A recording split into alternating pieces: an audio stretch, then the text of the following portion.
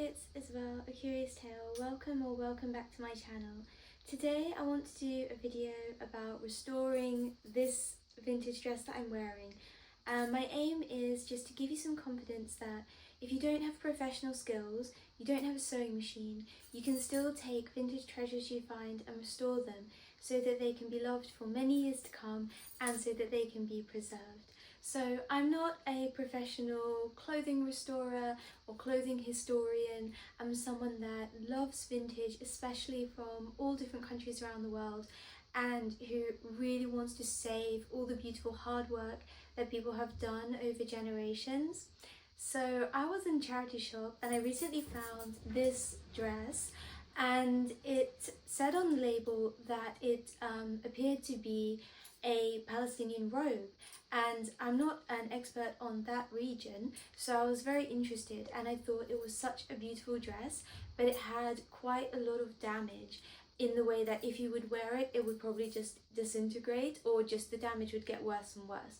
So I thought I would take it on as a project, especially because it was very good value due to the damage, and see what I could do. And that's a tip: if you love vintage and you're happy to put the time in to sew, you can often get some really stunning pieces for a lot less money. So I think it's worth, putting in an afternoon or an evening here and there to not only restore these clothes but also to get a bargain. And this dress I think is so beautiful. It's definitely something I would wear anyway. And I was looking at all of the seams, and not even one seam has been sewn on a machine.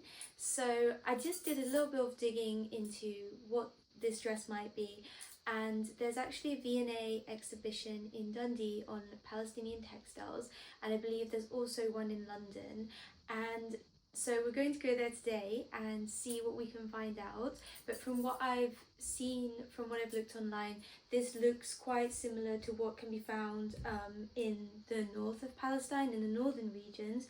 And also the fact that it's hand sewn, I don't think necessarily denotes that it's really old or before sewing machines, because even for example during lockdown I didn't have access to a sewing machine, and I ended up hand sewing garments just a few years ago. So I don't think that necessarily means it's really old, but I do think, looking at the textiles, it is probably at least it must be from the 70s or before.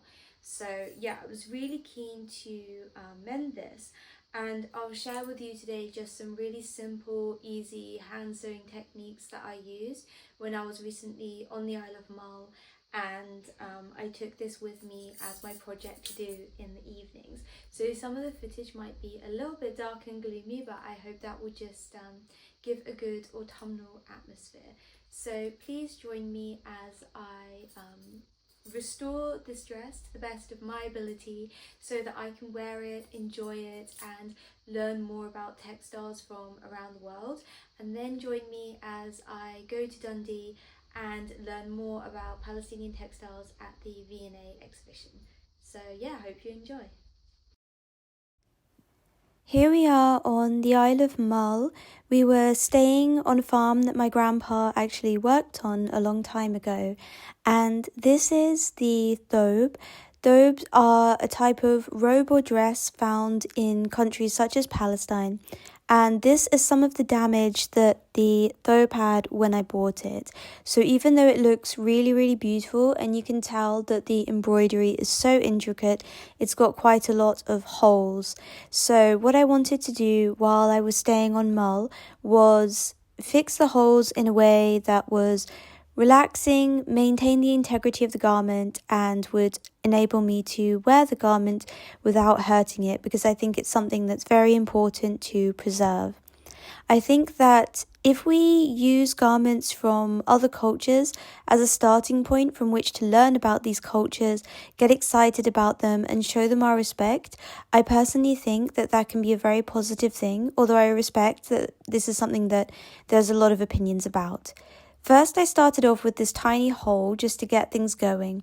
I cut out a very small circle of black fabric, the most similar I had in my collection to the thobe, and then I put this fabric behind the hole on the inside of the dress and pinned it into place.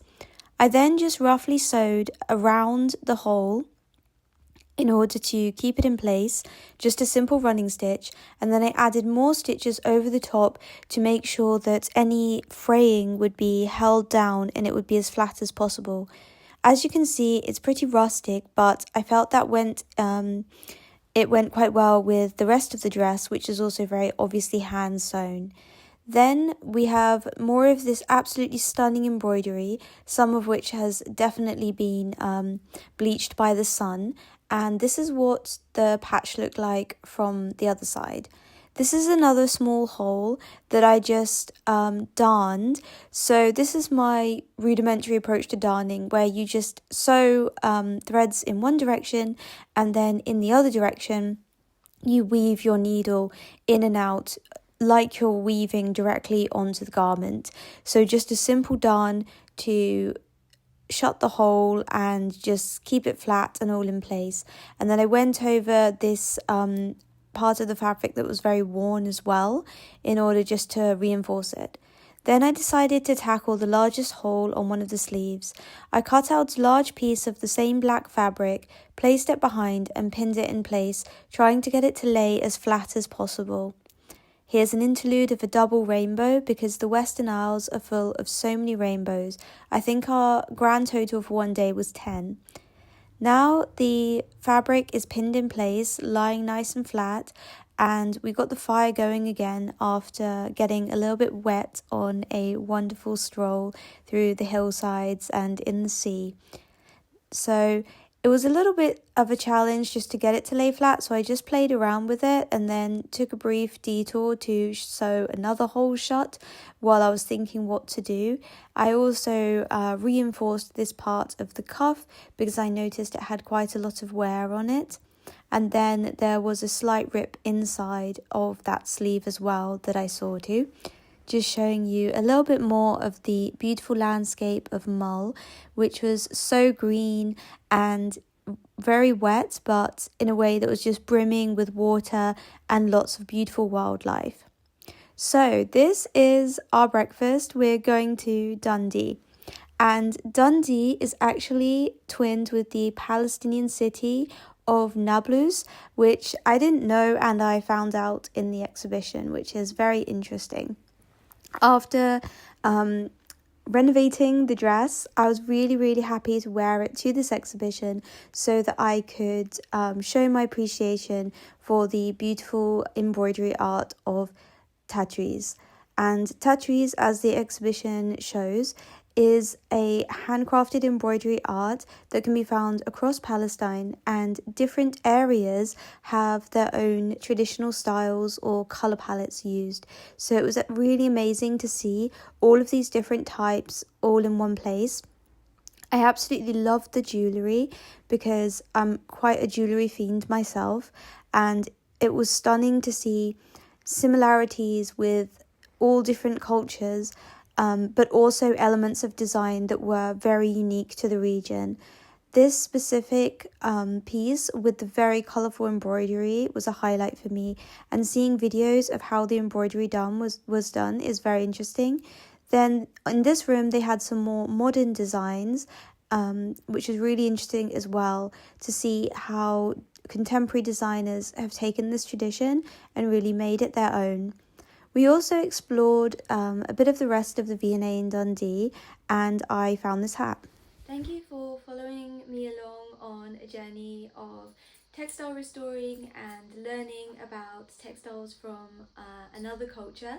I hope you enjoyed it, and please let me know if you like to take vintage items and give them new life. If you have any tips yourself, I would love to know.